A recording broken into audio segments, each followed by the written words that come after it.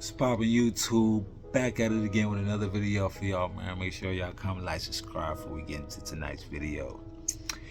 Y'all read the title, let's get busy, man. This is just my overall point of view, my perspective, my 2 cents from far away about the whole manosphere, red pill, hypergamy, you name it. Just the whole manosphere sector of YouTube, right? Because I feel like my perspective has evolved over the years, and I feel like I finally came to a crescendo, if you will, of just my overall stance on just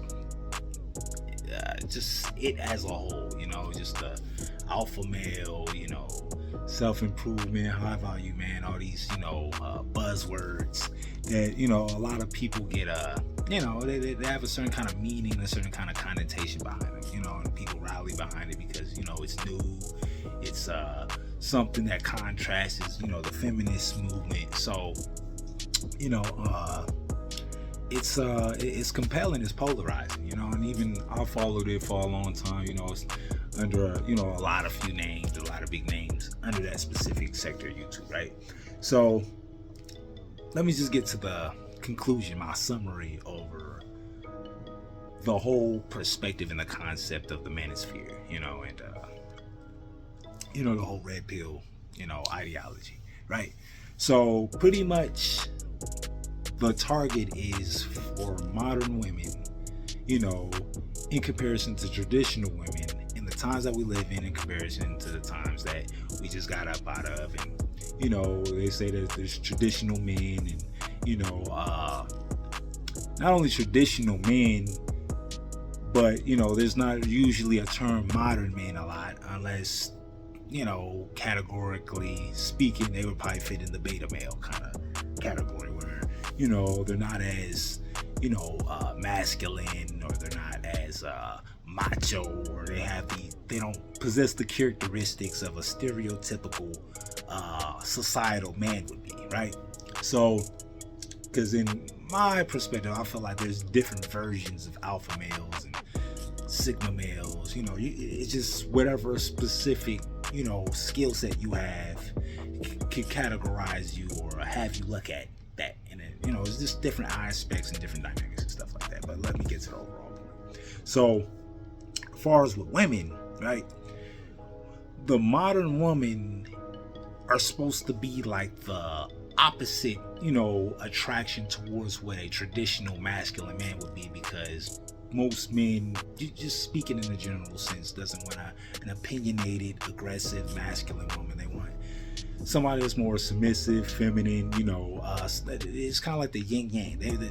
Most people want a balanced relationship, and as you can see, that most relationships doesn't fit under this specific,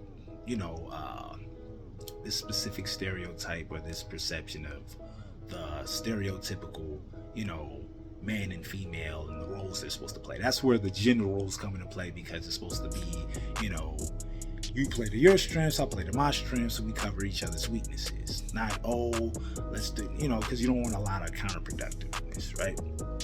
But alright, my bad, y'all. Alright, so back to what I was saying. The overall perspective, because my phone and the battery dying and stuff like that. But back to what I was saying, or the overall perspective. I'm about to bring this thing full circle for y'all. My personal perspective of trying, because what I feel like indirectly and subconsciously, I do feel like the manosphere movement, or the MGTOW movement, or whatever you would want to call it, is indirectly and subconsciously trying to speak to women, like trying to put women in their proverbial place. Okay, this is you want the ideal man, then you have to be the ideal woman. And really, let me go ahead and dive a little bit deeper for y'all with this, right? Have y'all ever just thought about, like, certain women don't want to be the ideal, prototypical kind of woman that would attract a certain kind of man? Like, when a woman has a certain kind of standards, let's say if a woman making a certain kind of money, right? She's making a certain kind of money. She's successful. She went to college educated, got a career. She's successful. And her standards and her perception and her point of view and what she deems as what's valuable as a guy that, quote unquote, is on her level on a financial, economical standpoint, dismissing the fact that women's money in comparison to man's money are two totally different. They're oranges to apples. But let's just take that aside because we know that. But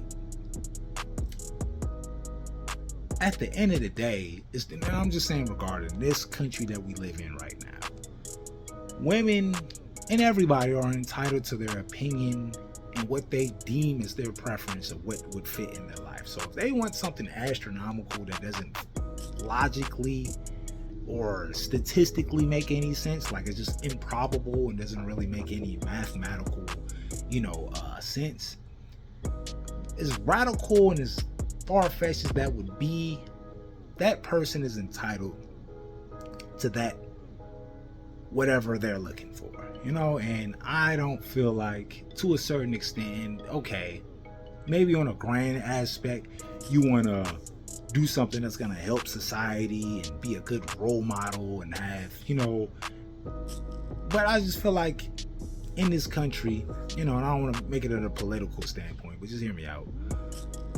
Everybody is entitled to whatever decision they want to make, even though it may be societally destructive. You may be a bad role model. You may be somebody that you wouldn't want the youth to look up to. But I feel like in the same breath, as wrong as that would be on a societal standpoint, that is that person's choice. So if females, they feel like they can beat the odds. They feel if it's just like musical chairs. If there's 16 women and there's only 3 chairs and the music is playing and only 3 people can sit in them chairs, but despite the fact that there's different rooms that other women can go in, they still want to stay in that room and dance to that music because they feel like they're gonna be that one, that 3 out of 16. Why should anybody stop them? You're entitled. Everybody's grown adults and should be able to make decisions on their own. Nobody should have to hold anybody's hand and try to enlighten them. Oh, well, you're gonna end up like this. It's kind of shallow, kind of blunt, but in reality, who should care? Who should care? Really ask yourself deep down, do you really care? Yeah, I mean, you see an attractive woman, you're like, damn, you wasting your youth on trying to gather all this influence and power and all this capital, and you're trying to make yourself into a household name, and and you're gonna waste all your good years trying to compete and be the best that you can be, regardless of man or woman. And then when you get to a certain point, you're just gonna why should we care?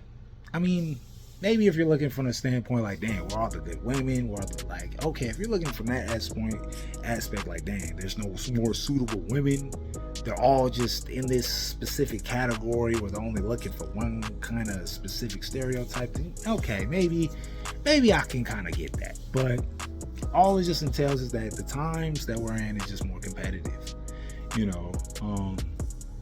There's more people in years past, so it's more competitive, man. You gotta compete. You gotta compete harder than men in the past that were, in a sense, I could say a little bit more tougher, because the conditions was harder. But you're gonna have to be more competitive than them because the pool of positions and spots have shrunken due to the circumstance in society. So I'm just leave it at that. Comment, like, subscribe, man. Thanks for watching. I'm about it.